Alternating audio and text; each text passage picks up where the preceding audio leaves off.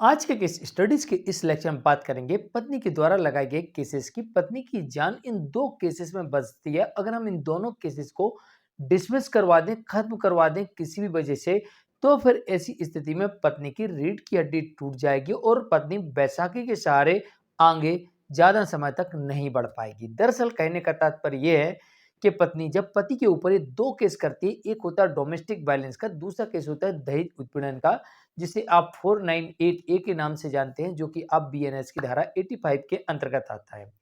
पूरा जोर इसी पर होता है क्योंकि यहाँ पर पति और उसका परिवार और उसके रिश्तेदार बुरी तरीके से फंस जाते हैं। एक तो पत्नी कई तरीके से पैसे मांगती है कि मुझे इसका पैसा दे दो, उसका पैसा दे दो, इसका पैसा दे दो।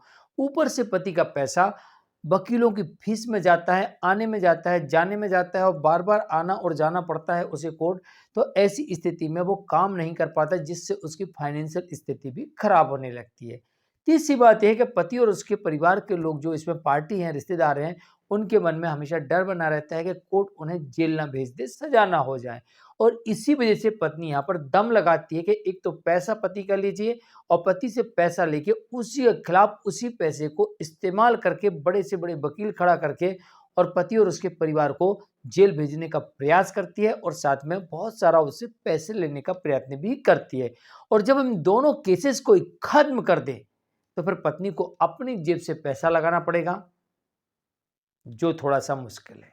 दूसरा, पत्नी के पास में कुछ ऐसे तर्क और तथ्य नहीं होंगे कि जिसकी वजह से वो पति की जेब से पैसा निकलवा पाए या उन्हें जेल भिजवा पाए। तो चलिए आज मैं आपको इन दोनों ही केस को डिसमिस कराने के कुछ ऐसे विशेष कारण बताऊंगा जिनकी वजह से पत्नी के द्वारा लगाए गए इन दोनों केसेस को कोर्ट डिसमिस कर सकती है और पत्नी यहां पर अपनी हार मान के आपसे आपसी सेटलमेंट के आधार पर डिवोर्स भी देगी, वो भी बिना किसी लेन देन के।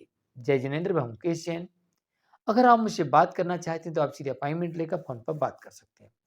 अपॉइंटमेंट के लिए या इस तरह जजमेंट्स के पैकेज के लिए, जिसमें आपको 150 से अधिक जजमेंट मिलेंगे, या अन्य किसी जानकारी के लिए दिए गए नंबर पर आप हमें संपर्क कीजिए। वीडियो को लाइक और शेयर कर दीजिए। चलिए शुरुआत करते हैं। सबसे पहले पति को यह देखना होता है कि डोमेस्टिक वायलेंस में क्या पत्नी ने झूठा एफिडेविट दिया है। अगर पति को यह बात पता लग जाती है पत्नी ने झूठा एफिडेविट दिया है और वो उसे झूठा साबित कर सकता है कि कौन कौन से तथ्यों को छुपाया और उसके पास और उसके मेरे पास प्रूफ है, तो ऐसी स्थिति में पति तत्काल पत्नी के विरुद्ध 340 सीआरपीसी, जो कि अब बीएनएसएस में 379 हो चुकी है, इस धारा का प्रयोग करके एक आपराधिक मामला दर्ज करवा सकता है। दूसरा, अगर कोई भी ऐसे सबूत जो कि झूठे हैं कोर्ट में प्रस्तुत किए गए हैं, तब भी इसी सेक्शन का प्रयोग करके उनके ऊपर एक आपराधिक मामला दर्ज करवा सकता है। इससे पत्नी के ऊपर दबाव बनेगा। दूसरा, अगर पति पत्नी की इनकम को कोर्ट के अंदर साबित कर दे, अगर पत्नी के पास में पर्याप्त आय के साधन है, पर्याप्त इनकम है, तो पत्नी को मेंटेनेंस फिर नहीं मिलेगा। अब उसे पति को गलत साबित करना पड़ेगा, तभी वो अन्य अनुतोष ले पाएगी। अन्यथा उसका पूरा का पूरा डोमेस्टिक बैलेंस का केस हो, चाहे उसका सीआरपीसी की धारा 125 का हो, चाहे बीएनएसएस की 144 धारा का केस हो, ये सारे के सारे केसेस कोर्ट डिसमिस कर देगी। चाहे हिंदू मैरिज एक्ट सेक्शन 24 का केस हो, इवन 25 भी यहाँ पर डिसमिस हो सकता है। ये पति को सबसे बड़ा फायदा मिलेगा और पत्नी को सबसे बड़ा नुकसान यहीं पर होता है। तो पति पत्नी की इनकम को कोर्ट में साबित करने का प्रयास करे, क्या वो कमाने में काबिल है, इसका प्रयास करे। और अगर कोर्ट में साबित करने में सफल हुआ तो पति को इतने सारे बेनिफिट एक साथ मिल जाते हैं। नंबर 3, अगर पत्नी एडल्ट्री में है, अगर पत्नी एडल्ट्री में है तो पति का फिर पत्नी की एडल्ट्री का प्रूफ कोर्ट को देना पड़ेगा और यहां पर अब पत्नी को लगाए गए आरोपों को साबित करना पड़ेगा, अन्यथा पत्नी के सारे केसेस डिसमिस हो जाएंगे और यहां पर पत्नी को कुछ नहीं मिलेगा। नंबर 4, अत्याचार। पत्नी ने ऐसा कोई षड्यंत्र रचा हो, अत्याचार किया हो, उत्पीड़न किया हो, शोषण किया हो, ब्लैकमेलिंग की हो, या फिर इनके घर में रखा हुआ जेवर को साफ कर दिया हो। अगर पति कोर्ट में ऐसा साबित करने में सफल होता है तो फिर ऐसी स्थिति में पत्नी के विरुद्ध कार्रवाई भी की जा सकती है, उसे जेल भी भेजा जा सकता है, उस पर जुर्माना भी लगवाया जा सकता है और साथ में कंपल्सेशन भी इनसे वसूला जा सकता है। और इसके अलावा पत्नी के सारे केसेस तो डिसमिस होंगे ही होंगे, हमें मेंटेनेंस, एलिमनी, लिटिगेशन चार्ज और कंपल्सेशन भी नहीं देना पड़ेगा, बल्कि उल्टा हमको मिलेगा कंपल्सेशन और हम लिटिगेशन चार्ज ही मांग सकते हैं। और अगर पत्नी कमाती है और हम बेरोजगार हैं तो हम यहाँ पर मेंटेनेंस की डिमांड भी कर सकते हैं। ये सब कुछ हमको मिल सकता है। Number 5, remarriage. अगर पत्नी की रीमैरिज के सबूत ला देते हैं तो ऐसी स्थिति में तत्काल प्रभाव से पत्नी के सारे अधिकारों को कोर्ट समाप्त कर देगी।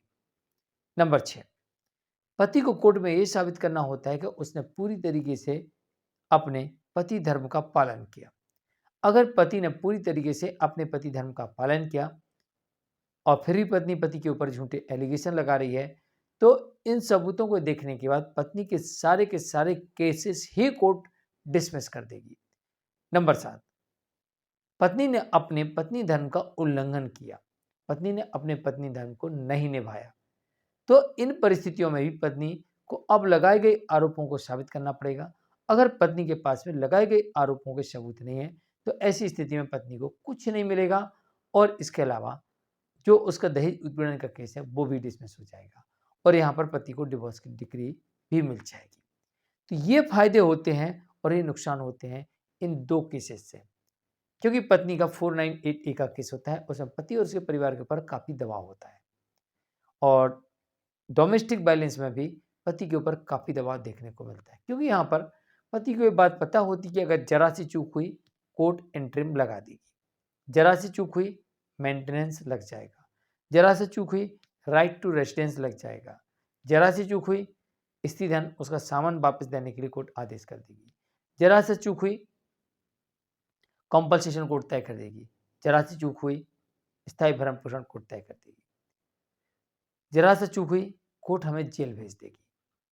देखो हमने कुछ किया नहीं, हम निर्दोष हैं, हमारे ऊपर झूठे केसेस हैं, पत्नी अपनी इनकम को छुपा के केस फाइल कर रही है, पत्नी अपनी एडल्ट्री को छुपा के केस फाइल कर रही है, पत्नी ने रीमैरिज कर ली फिर भी हम पर केस कर रही है, या फिर हमारे ऊपर तमाम प्रकार के झूठे एलिगेशन लगाकर केस किया गया है। तो इन परिस्थितियों में गलती से भी आपने गलती कर दी तो आप निर्दोष होने के बावजूद भी कोर्ट आपको दंडित कर सकती है। इसलिए इन मामलों में काफी सतर्क और सावधानी बरतना पड़ती है और सावधानी के साथ अपना पक्ष रखना होता है। एक चूक बहुत भारी पड़ती है, इस बात का ध्यान रखिए। तो आप यहाँ पर अगर पत्नी के डोमेस्टिक वायलेंस और 498 के मामले को रद्द करवा सकते हैं तो ये आपकी सबसे बड़ी जीत हो सकती है। नमस्कार।